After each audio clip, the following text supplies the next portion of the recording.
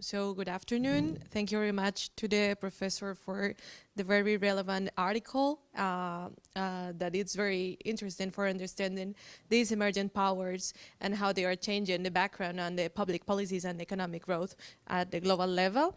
So what we did with your paper is to to understand in the lens of the literature that we have discussed in class. So we start with a brief summary of the article, and then maybe we should go back and to explain the outline.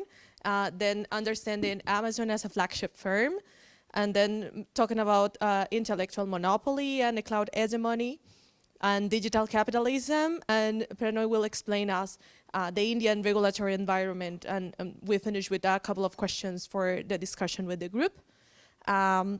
So in order to summarize your article, we understand like maybe the aim of the article is to analyze how Amazon has established itself as a dominant player in India's digital economy, illustrating its emergence as a digital empire. And so you discussed 4 main points. The first one is the Amazon expansion strategies, such as sectoral diversification like e-commerce, cloud services, and digital payments. And as you explained very well, the geographical reach from urban centers to the rural centers too. Second, exploring the collaborative and interdependent processes and the reliance of Amazon in partnerships and alliances with local business as well as the government. And how these collaborations have enabled them to increase their power in India. Third, you go deeper. No, maybe we can keep there. You go deeper analyzing the power dynamics and implications in socioeconomic India's transformation, including labor policies, market dependency, and regulatory challenges. Everything taken into account historical and global perspective by comparing Amazons to early communication empires, and the historical framework that you discuss about imperialism and colonialism.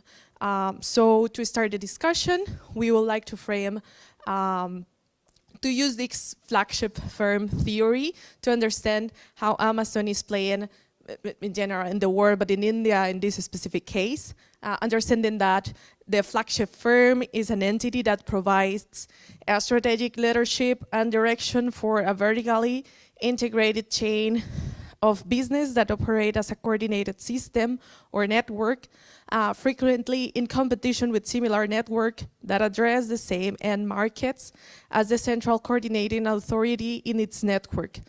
The flagship firm establishes relationship with these key suppliers and key customers and ensures that they operate to implement a strategy for the network that is formulated by the flagship. This theory was presented by Ruckman and de Cruz in the 97, and they also provide, yes, with the next slide, with like a scheme to understand better these relationships that we see reflected in the paper that was presented by the professor. First, we have the key suppliers and all these alliances that they did with the local producers and the SMEs in India, and also the key customers and the big market that India represents in the world, and the other suppliers that they have. It was allowed by these network relationships that they created. Maybe we can switch to the next slide.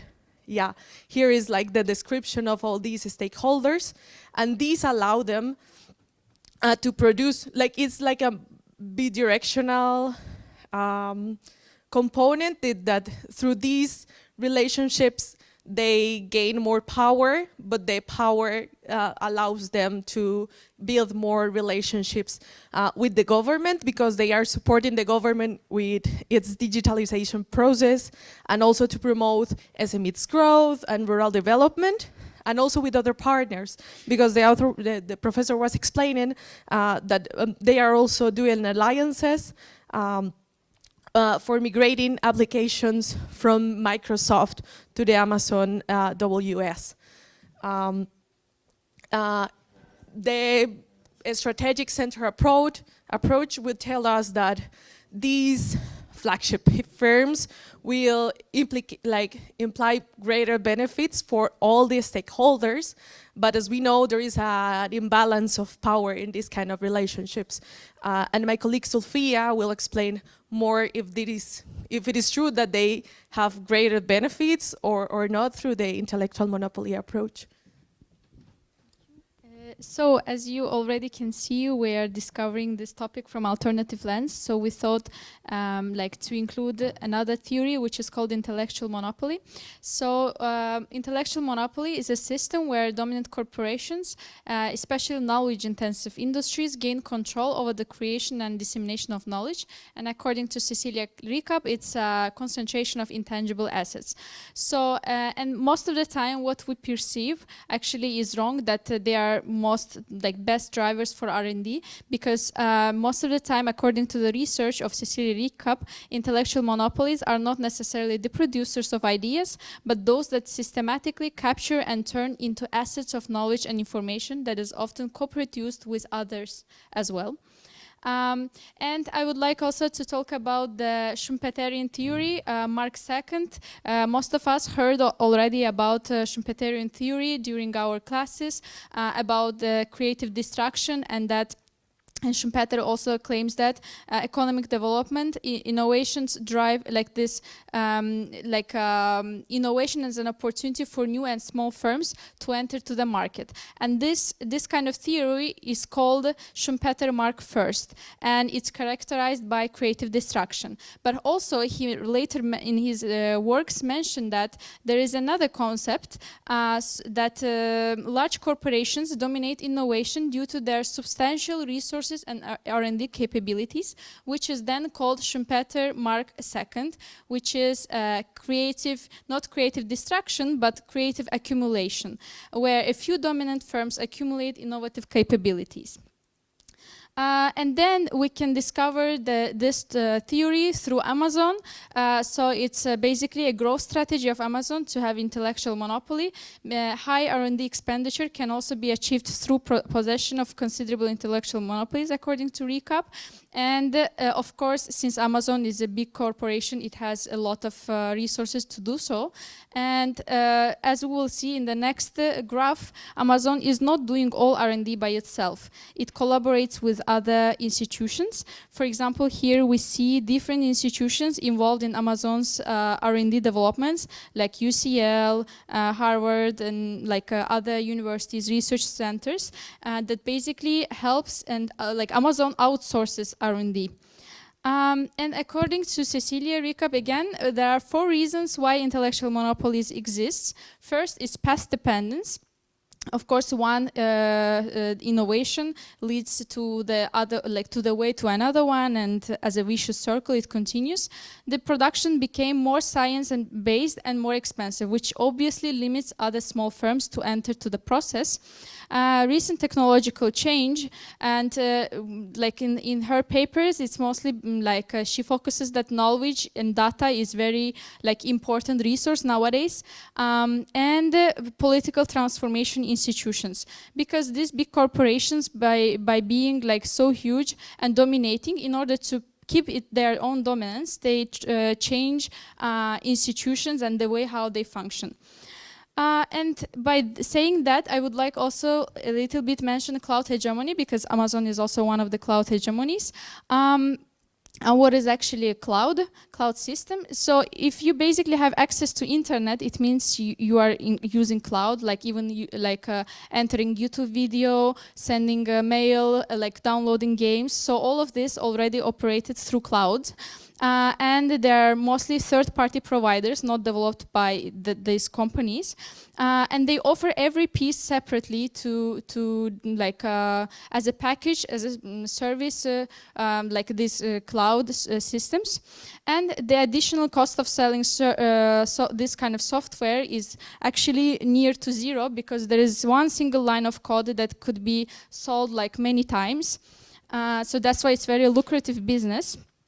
And so again, according to the paper of Cecilia, the Alibaba, Amazon, Microsoft, and Google concentrate around 75% of this cloud market globally. And they not only dominate, but also they are the one that manages this industry. And customers experience technological subordination because they cannot do like learning by doing, because these codes never shared. And small companies who enter to the cloud system, they are always scared that their unique services will be provided by other big hegemons, so that they will just lose their competitiveness. And credentials and certifications, when such hegemons provide training services, they force those companies to use their cloud ecosystem and enter their cloud ecosystem. And with that being said, I will give a microphone to Pranoi for digital capitalism. Thank you, Zulfiyya. I will now try to complement what Joselyn and Zulfiyya said by introducing Timo Seidel's framework of digital capitalism. So, Timo Seidel in his 2023 paper says that there is a new but historical form of capitalism being emerged due to three enablers that took place in the recent era. First one being a platform revolution, second one being your big data revolution, and finally an AI revolution. And this leads to a dual dynamic which they calls commodification, in the form of taking away the institutions which protect the market from free market ideologies and pushing economic logic into every spheres of life. And the second dynamic is disruption in form of creative destruction, which would I didn't put it up, which would be repetitive. And second point being creating asymmetries of control. And when you try to apply this conceptual framework into the case of Amazon, you will find that Amazon is a classic case of digital capitalism. As enablers, it has different platforms, and it uses or leverages big data to personify all your search results, recommendations, starting from Amazon.com to your Prime Video, and it leverages AI in streamlining logistics, and automation is being used in almost all of its warehouse to streamline the supply chain process. And coming to the commodification dynamic, it can be said that Amazon tries to exploit the weak labor laws and make use of the gig economy. And Amazon takes all the personal data and mines it, and again uses their big data resources to condense them into products which they can sell to add revenue, or to ad agencies and get revenue from them. And there is a sort of traditional and non-traditional disruption. Traditional being they are disrupting retail stores, and non-traditional sectors being the disruption that is being done in the cloud space. We would also like to complement the entire presentation by giving a brief intro into the Indian e-commerce regulatory environment. So like we saw in the presentation before, Amazon entered Indian market in 2013. And till 2016, they had no direct regulatory laws that were focused on them. But in 2016, the Indian government defined 2 new regulations relating to the FDI that is permittable. One being you can have 100% FDI if you are if you follow a marketplace model, as in you are a platform which connects buyers and sellers, and 0% FDI is allowed if you are running an inventory-based model. That is, you are directly selling to the domestic buyers in a country. And in 2018, the government again updated the FDI rules. Now, barring any foreign e-commerce from foreign e-commerce firm from having an equity stake in a seller. So they could, previously they could own a certain percentage in a domestic player and do business through them. And this as you will see in the presentation, this will affect Amazon, but a few years down the line. But in 2019, Amazon was subject to complaints from small retailers and trade bodies in India saying that they were engaging in monopolistic practices, and this led to an investigation on Amazon by the Competition Commission of India. And on the same line, in 2021, a flash sale on technological goods to protect consumers was enacted by the Indian government, and the 2018 regulation kicked in, and Amazon was forced to de-invest from one of the major or two of the major sellers on the platform, being Cloudtail and Appareo Retail. With this, we open the floor to discussion by showing the 3 questions that we have came up with. Thank you.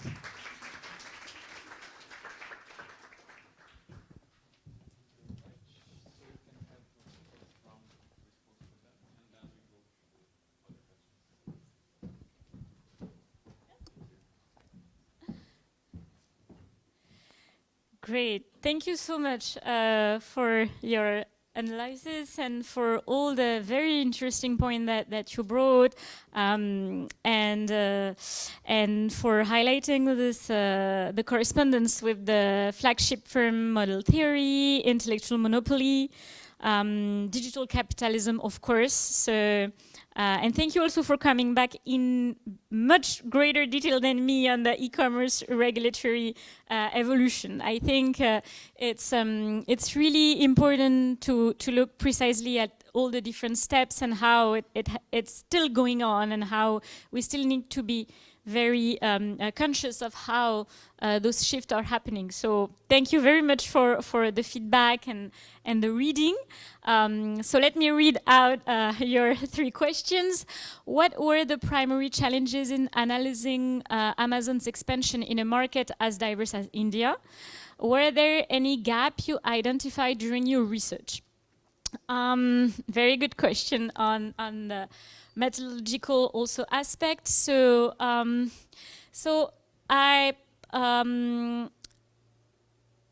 started the analysis on big cities because that's where I've been mainly living. I lived in, besides regular fieldwork of 2-3 months, I lived permanently in India for 5 years, and I was based in Mumbai. So I started where you had all your important digital companies, and when you had major companies also to discuss with and associated with the digital economy.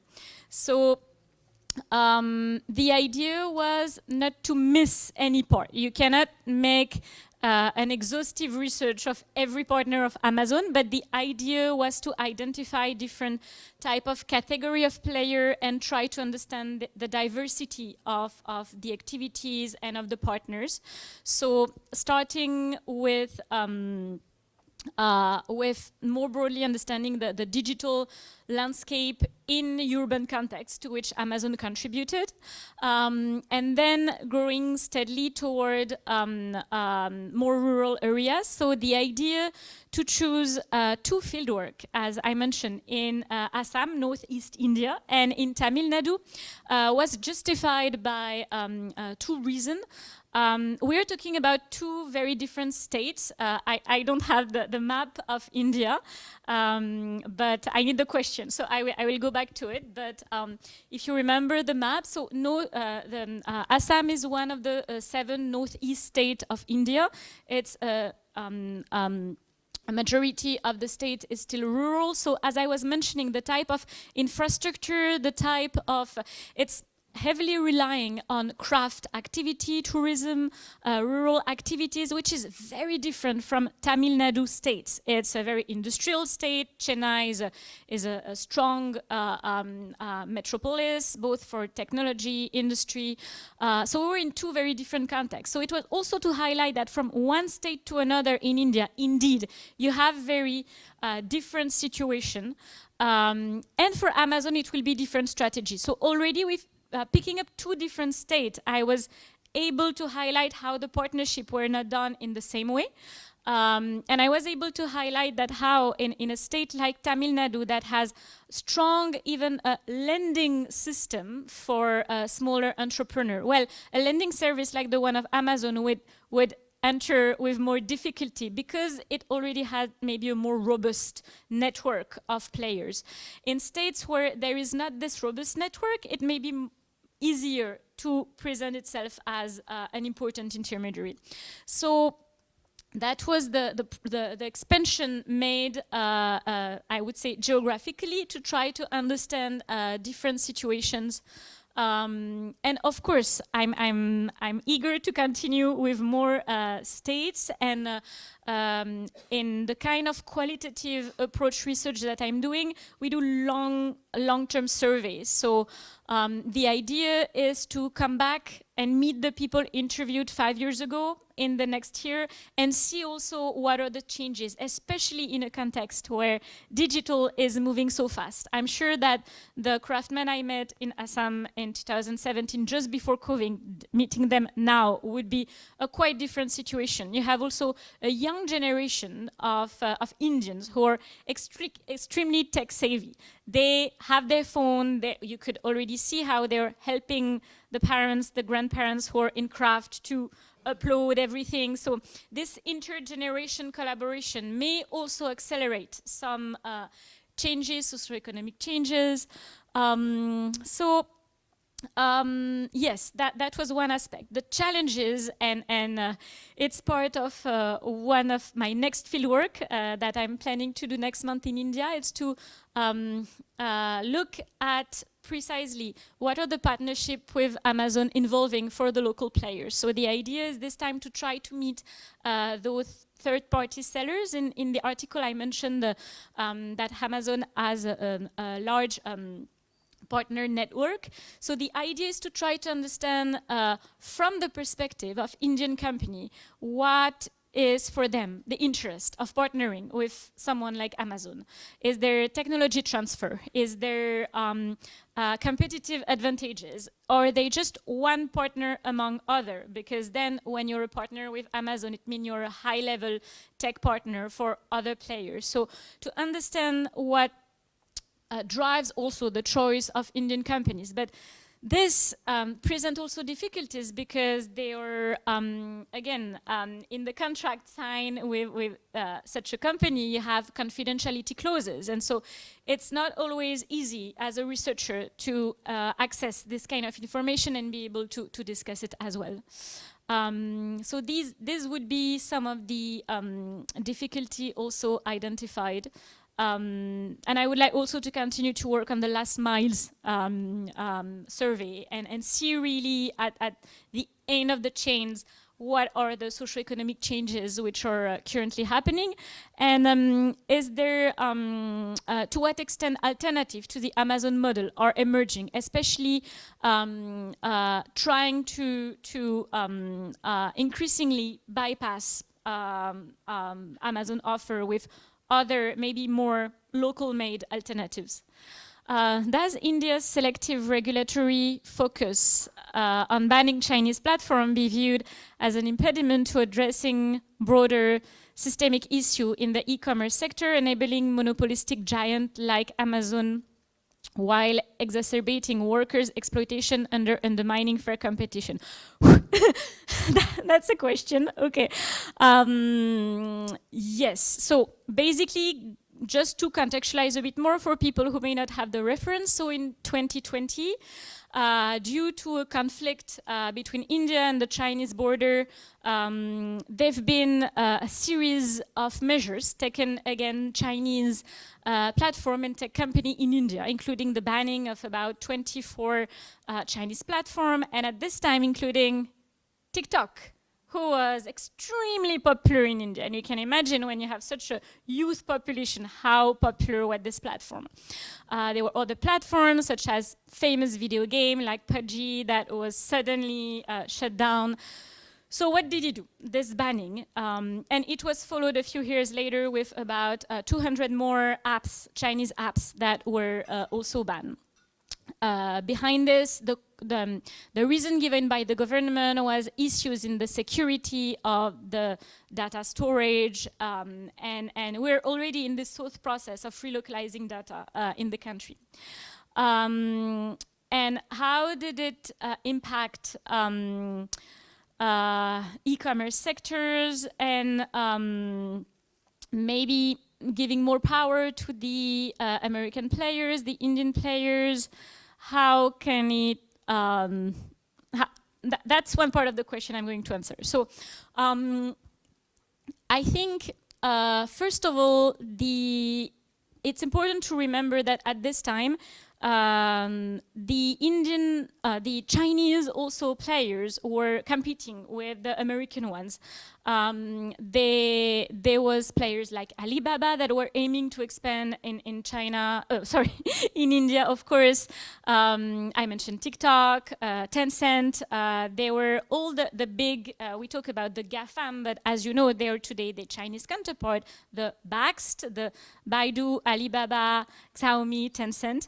And so they had also a cloud offering. They had also many other services, and they were aiming also to position themselves in the Indian market. This ban really put a stop to a lot of project of expansion of their services, including cloud services as well, that were at this time a good alternative, I mean a strong alternative to the American offer as well. So to what extent did it benefit the American player, giant like Amazon? Well, in the case of e-commerce, we definitely see that there is no Alibaba, but there is, again, a Flipkart and an Amazon to US players. But what it brought, I think it's also really the question of trying to reopen the market for also Indian companies first. And so that's why the arrival of Reliance Jio on the e-commerce is an important rebalancing toward not having just American players. I think also in the case of TikTok or of PUBG, it enabled more Indian startups to relaunch equivalent with their own style. So that what we saw, just the immediate post-banning of Chinese platform, was also to allow more Indian startups to make their space on this market. So of course, to come back on the question of worker exploitation, fair competition, I think it was very important also to put it in the context of the regulatory framework and remember that there is also competition that is regulated by the government to prevent some monopoly to happen. So let's also see how this evolves in the next year. We see also, as I mentioned, that Amazon is having today a case in justice for not having decent working condition in some of its warehouses. So there is also a judicial system which is taking into account those complaints and which can put pressure on the company for improvement. Now, once a new bill, a new act, a new decision is taken the issue is often the same. How do you check, verify the implementation of this bill, of how it has been improved, how the working condition has been improved, etc. This may also take time, but there is a strong history of workers' union in India, so there is also fight to prevent or to also be careful with this working system imposed by Amazon in India, definitely. Who is taking advantages of cheaper worker wages and other aspects, of course. How should companies like Amazon and local players be addressed to balance their intellectual monopoly and cloud dominance with the harm they may cause to competition on the broader market? So this is a great question on the question of regulation of such big tech. There are different models that exist today on how to limit the power of such players. If you take the Chinese case, you don't have at all those American companies. That's one thing. You have a Great Wall, and you don't have those companies coming. That's not what India is looking at. I think from the discussion with the different industry professional and tech professional, there is an interest for looking also at other models of regulation. We know that the European Union, the RGPD, bill, for instance, on data privacy was also something that was very much looked at when the recent bill on data protection was also passed in India. So, but again, it's not just the European model which is watched. There are many other countries looked at, Australia, US, how other countries pass law to limit this power. But they are also, so at the state level, we can think of regulatory measure, and they are also at a broader level, which are international organizations that can also come together with new regulation toward those players. One of the difficulty, though, is that when we consider again, the economic power that have such company today, which are maybe bigger than states themselves for certain aspects. So those players are also very much embedded into the policy organization, as I mentioned, of different nation states.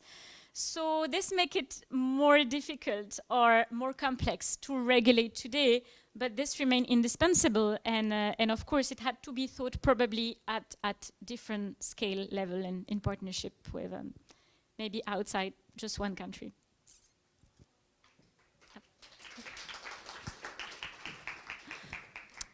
If there were more questions. Let's open the floor to the other students.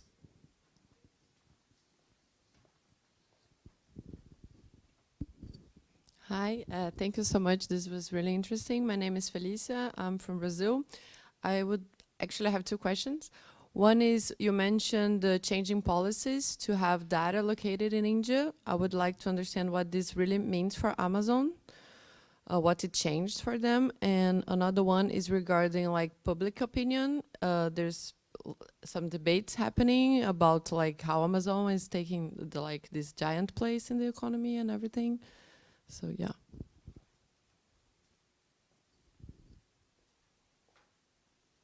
Other questions?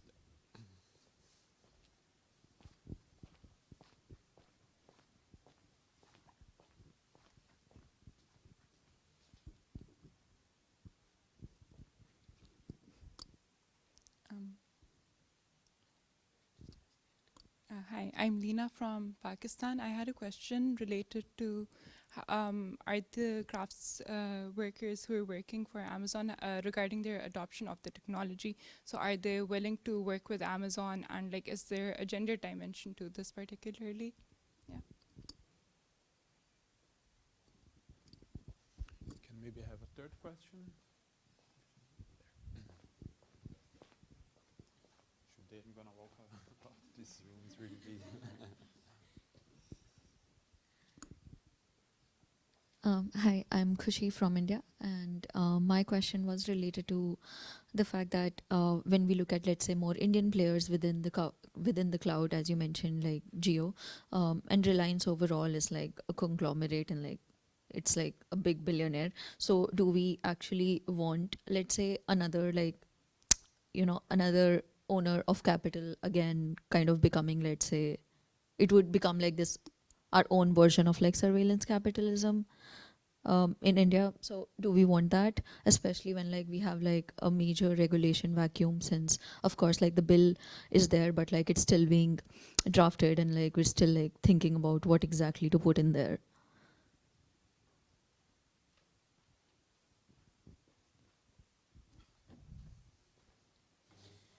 Maybe you can have a first round. Great. Thank you very much for those 3 questions. So I will start with what does it change to have this data relocated process being, the question was coming from here, center, yeah. So right now, I tried to look at the some precise example, especially for Amazon, following this this new implementation. And actually, I could see that Amazon mentioned itself that it had a third party to get data migration that were located in the US back into their cloud service, which is in what they call the Asia Pacific region. So they've been a pragmatic case of relocating data already into the India region since that DPTP bill was passed. But I don't have precise information on how much of the data has been relocated, how much, what can be the immediate consequences if some of those data are not relocated, in which amount of time. I mean, there are obviously more elements into this this new bill, but there is also the idea that it's currently evolving as well. So, but there is a process that started definitely, and so I'm sure on other big players such as Facebook, Google, there are similar pressure being put. But I cannot tell precisely what would be the consequence and in which timeline this has been requested. But the process seems to have started with precise example. And on what is the public opinion on such players, I would say that it looks like, again, there is this enthusiasm regarding still tech as a tool of social economic mobility, with important examples which are always given to highlight this aspect. But there is also the certain disillusion that come with those tools and how they are really empowering certain players, especially when you know that more study, especially coming from sociology of practices, highlight also how usually the already powerful player benefits from such tool, and the players who are less powerful usually are also the hierarchy somehow remain or being exacerbated, but either really changes brought by this technology. This is really a debate. So there is, of course, I can see in the discussion with lots of people I interview that there is lots of enthusiasm with technological tools, probably because in so many aspects of everyday life there are immediate benefits. And it's true that when you suddenly can order something that you could only get if you were, you know, traveling maybe 6 hours in another city, and that now you can have so fast, there are some immediate improvement, if we can qualify it in this way. But if we look at the broader picture, I mean, the question of empowerment is still very, very much to monitor and to analyze in that case. I would be much more careful with all this discourse of leveraging and possibilities also offered by the technology, nuancing it with many other more complex downsides.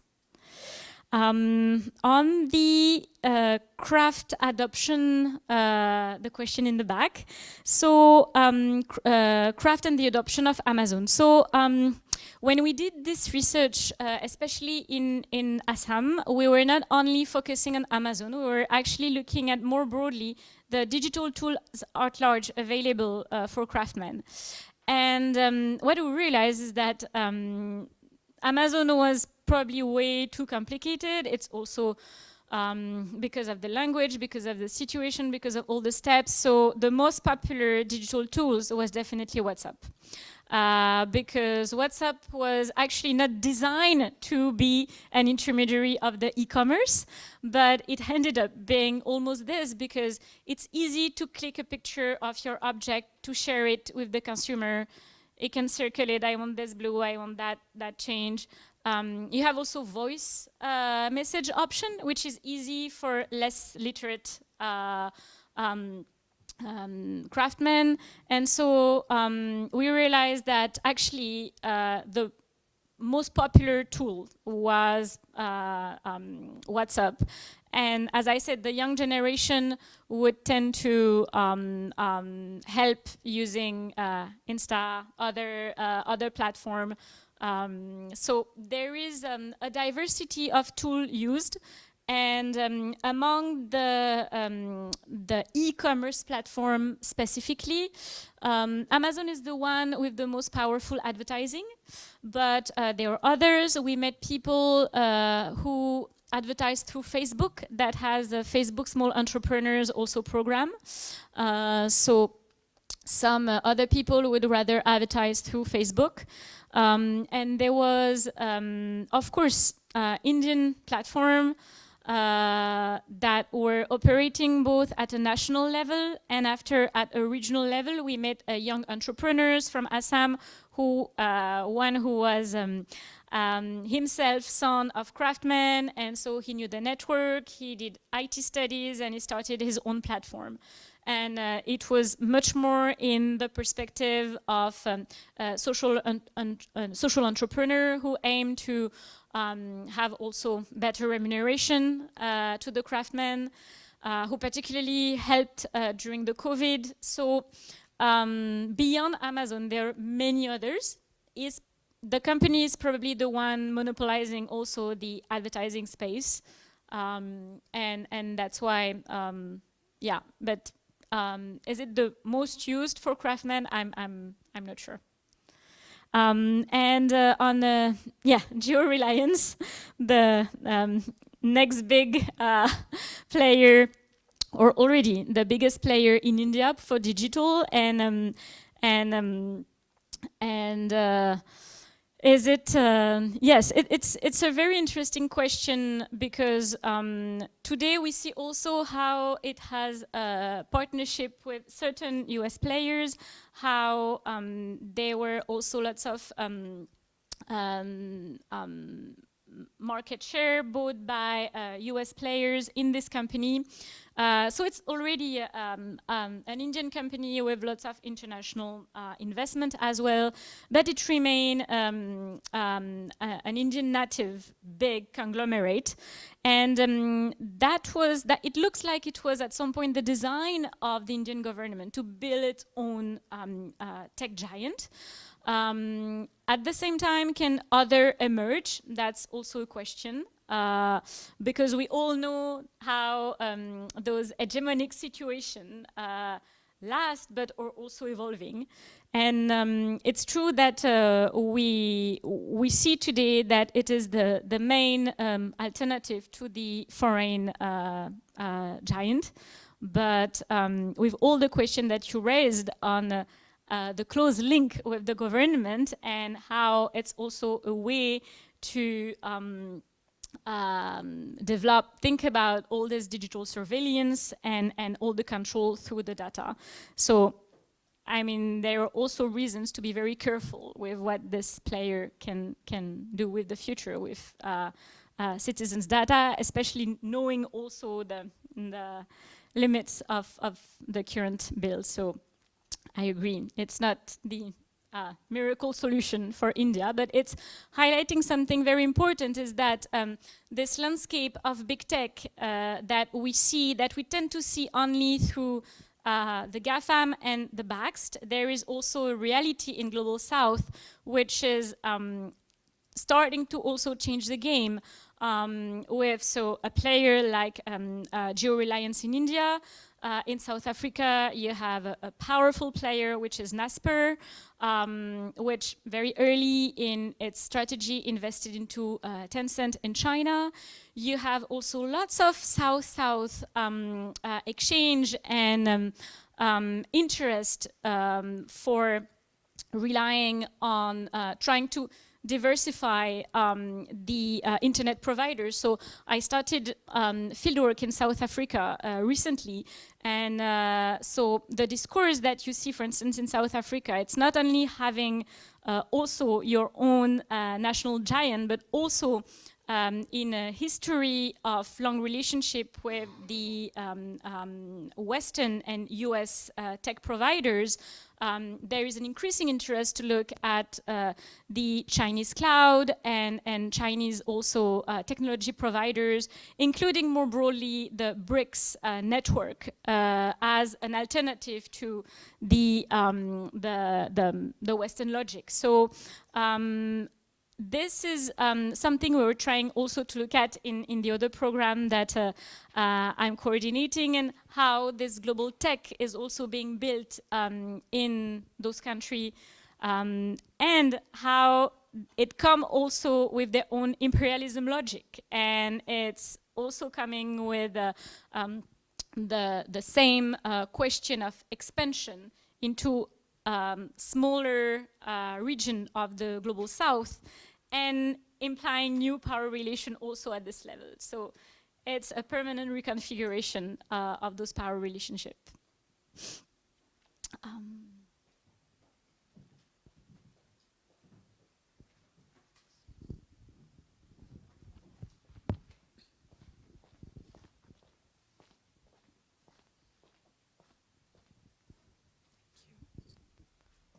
Hello, my name is Chandni. I'm from India too. And I guess I have two questions. They're kind of connected. But I was just curious if you looked into the logistics that, say, Amazon or Flipkart provides to the craftspeople who join their platform. So, I mean, yes, there is a representation for the sellers, but then what about the, you know, shipping of the products? Like, is Amazon doing it, or are the craftspeople directly doing it from their own end? And on similar lines, if Amazon is the one, or like the Flipkart is the one, you know, doing the background logistics for these small craftspeople, do you think that makes it an incentive for them to join these platforms instead of having like their individual, you know, routes? Like you mentioned in Assam, it was more through WhatsApp or developing their own platform. Like, is it a better incentive to do it through these bigger channels and getting a better price or a better market share? Like, yeah, that's mine.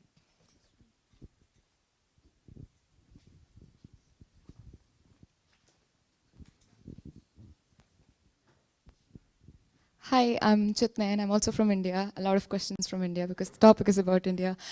So my question is basically like an idea that there's like a massive rural-urban divide in India, and Amazon tries to aid the artisans, trying to onboard them and give the technology aid, but at the same time operates mainly in the technology hubs.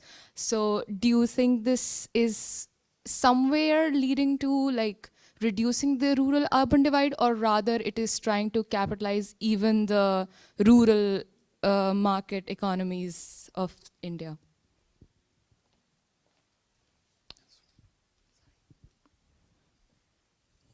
Done. Yeah. Well, I'm Enzo from Brazil, and I'm particularly interested about your presentation because one of the topics of my thesis is China's platforms, businesses.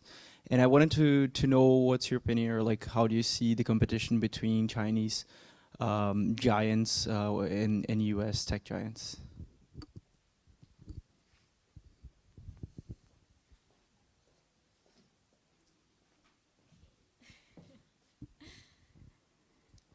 So thank you for this new series of questions. I'm starting with the first one on the logistic of craft. So indeed, what I started to explain was that as Amazon observed that one of the difficulties to have a craft product being sold and commissioned and being answering its own logic, because Amazon is imposing that logic of things being stored, things being shipped in less than 2 days, etc. So to try to reformat the existing system, it's to its own logic. It offered those different services to take in charge the logistic.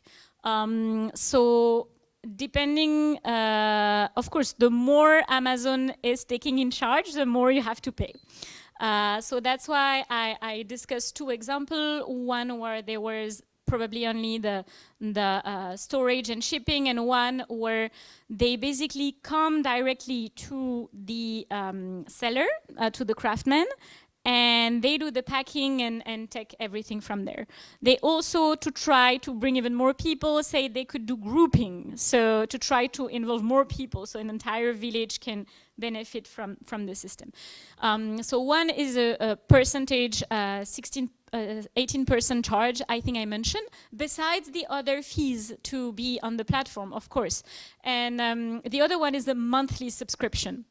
What this system is highlighting is 2 things, is that, as I mentioned, it helped the craftsmen to benefit from an Amazon fulfilled logo and have a chance to be higher in the research. So that's the benefit also for the craftsmen. But it means that you need to be able to afford that much. And most of the craftsmen cannot afford a monthly payment unless they're really able to sell in a large amount their product. And so usually the system will benefit rather bigger size craft corporation and producers than the smallest individual ones. I would say I would need more fieldwork now, because to be more precise on this aspect, because the last one I did in 2022 was the one when they started the fulfillment program. So I haven't checked for the past 2-3 years how it evolved, but it was just highlighting a discrepancy between the ones who were already struggling and the one who were already well settled and could afford giving a monthly subscription for this all shipping being done. So this was the answer. Is it answering your question? Yes. Okay. On the reducing the it was your question.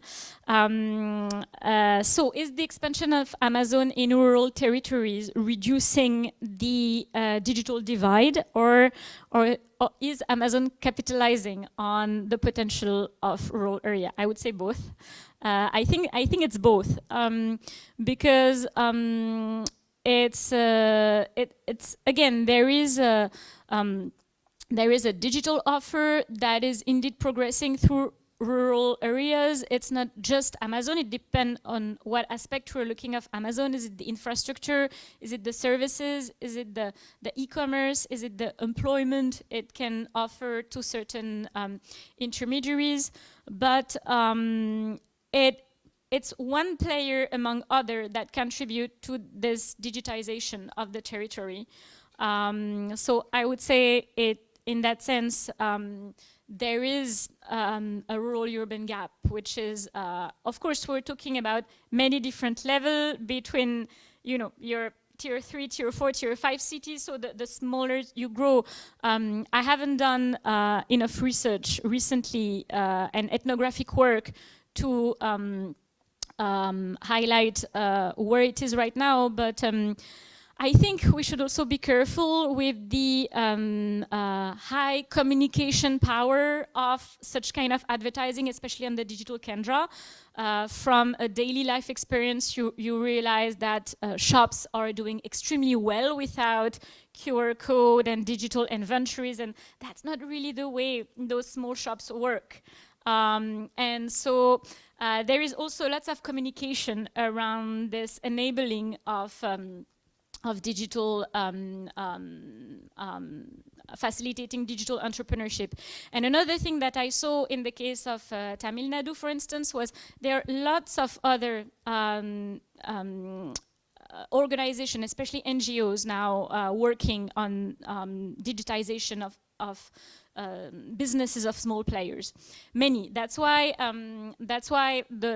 all their programs are in competition with pre-existing experiences. It can be from big Indian players already, for instance, the Tata company.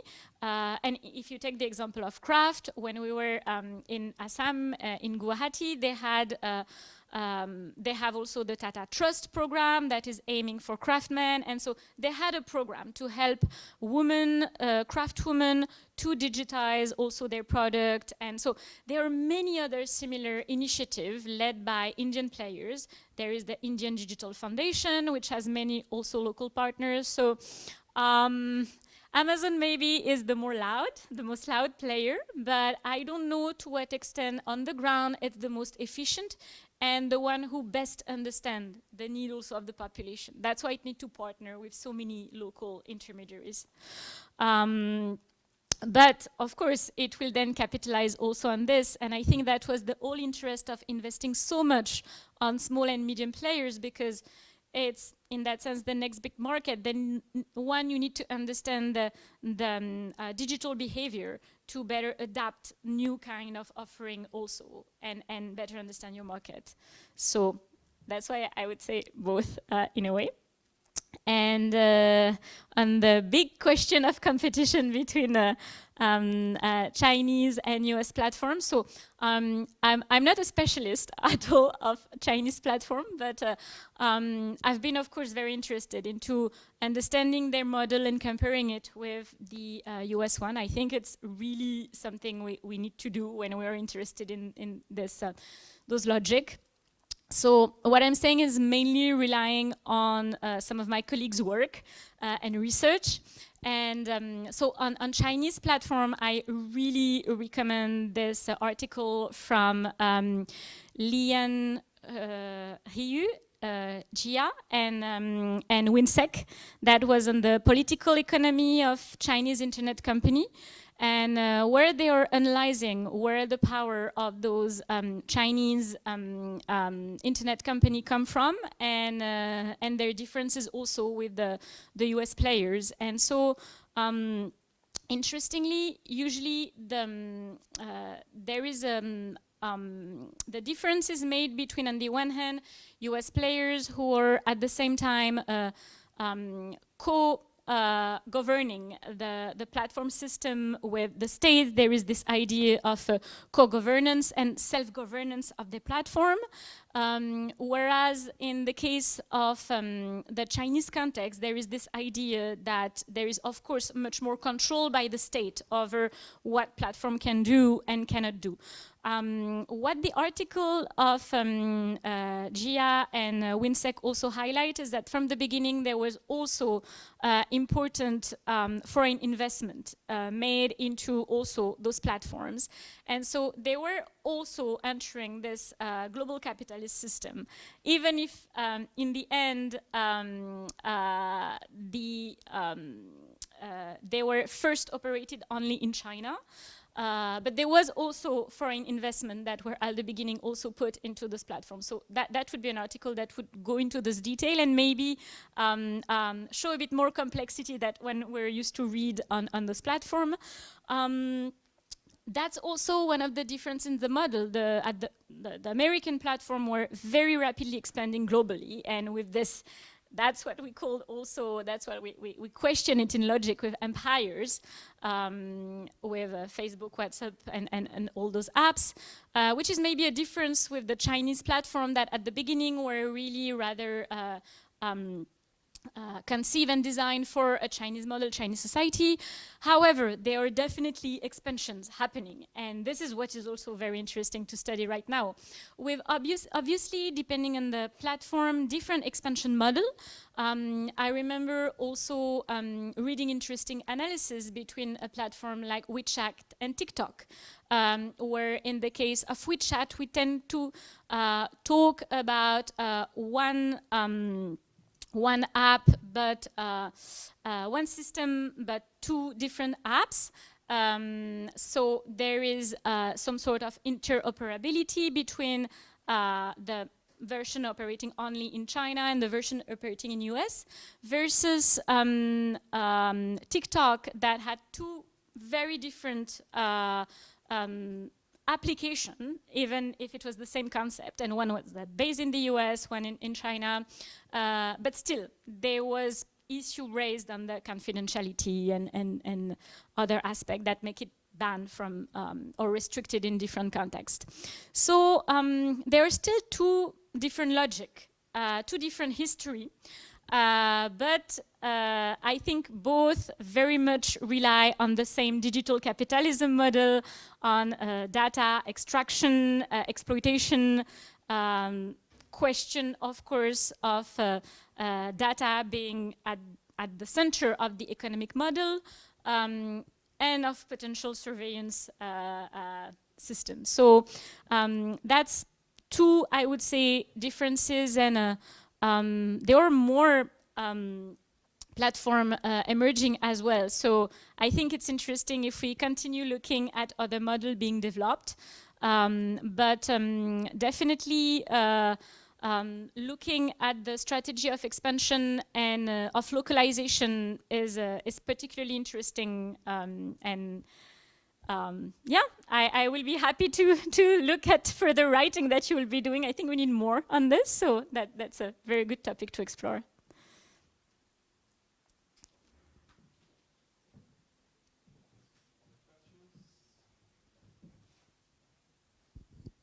Thanks again.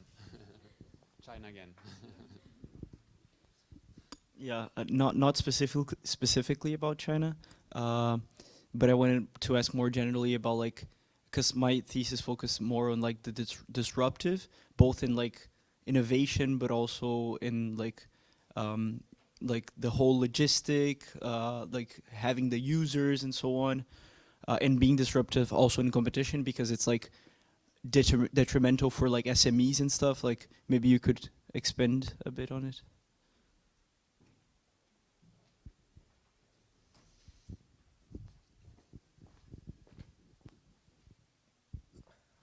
Hello. My question is regarding the cloud adoption and firm performance. So we have the evidence from France and I think also China, based on the community innovation surveys, that cloud adoption in especially small firms boosts the firm growth and also the sales growth. This is both from France and also for China, and it has a pretty neutral effect on bigger firms. And for AI, it's vice versa.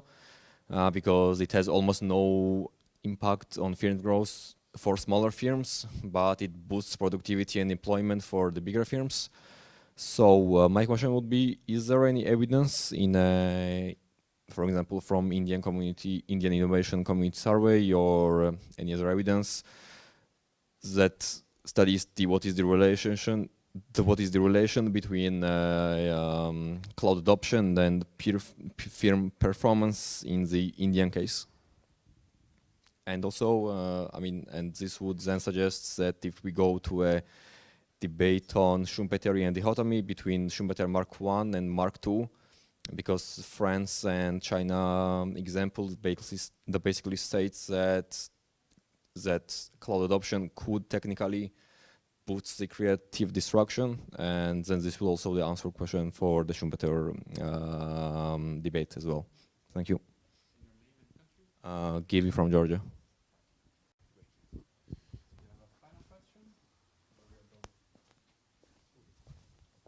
So we have 5 minutes. Great, thank you. So we're more in those two final questions on the consequences for small businesses, growth of their activities, the disruptive also aspect of those technology. So that's probably something that I've been researching a bit less in my fieldwork, so on the question of how those technology has been, I noted only the word disruptive. If you can just remind me quickly the term of the question. Yeah. Yes. Now I know how I wanted to answer your question. So I feel also, and again, if we're comparing the different country where this innovation come from, they are unequal from the beginning in terms of the capacity to develop this because of the size of the population on which you can experiment your model, and that's why also a country like China had this massive market to experiment model, to experiment initiative, and immediately had also a huge user base for any new apps or system. India has also this huge capacity of having a massive market to launch its program, and I think in the end, it can become a significant differences between countries who may attempt to develop different new system, new platform, new apps when you have such a different pool to experiment it. I would keep my answer here because I have done too little researches on the more precise consequences on small enterprises right now.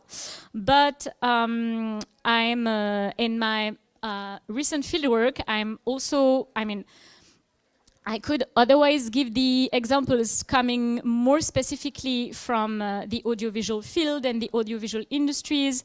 So to give a precise example, there are increasing partnership, which I find are very interesting, between historical players from the field and data analysts, data scientists in the understanding on whatever sector.